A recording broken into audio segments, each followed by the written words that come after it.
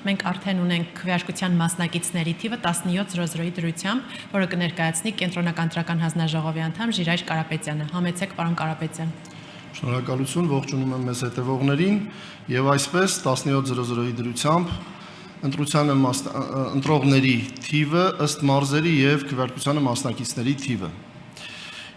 Եվ այսպես Երևանում 849,488 ընտրող ունենք, որից մասնակցել են քվեարկությանը 17:00-ի դրությամբ 412,168, որը ընտրողների թվի 48.52%-ն է։ Արագածոտ մարզում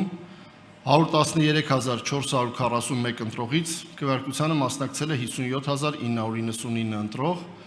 որը 51.13%-ն է կազմում։ Արարատ մարզում 220,167 ընտրողից քվեարկությանը մասնակցել է 106,622 ընտրող, որը կազմում է ընտրողների թվի 48.43%-ը։ Արմավիր մարզում 226,337 ընտրողից մասնակցել է 101,408 ընտրող, որը տոկոսային հարաբերությամբ 44.80% է։ Գեղարքունիք մարզում 177,854 ընտրողից քվեարկությանը մասնակցել է 83,348 ընտրող, որը 46.86%-ն է։ Լոռի մարզում 213,301 ընտրողից մասնակցել է 106,161 ընտրող, որը 49.77%-ն է։ Կոտայքի մարզում 240,528 ընտրողից քվեարկությանը մասնակցել է 122,692 ընտրող, 51.01%-ը։ Շիրակ մարզում 207,820 ընտրողից մասնակցել է 96,077 ընտրող,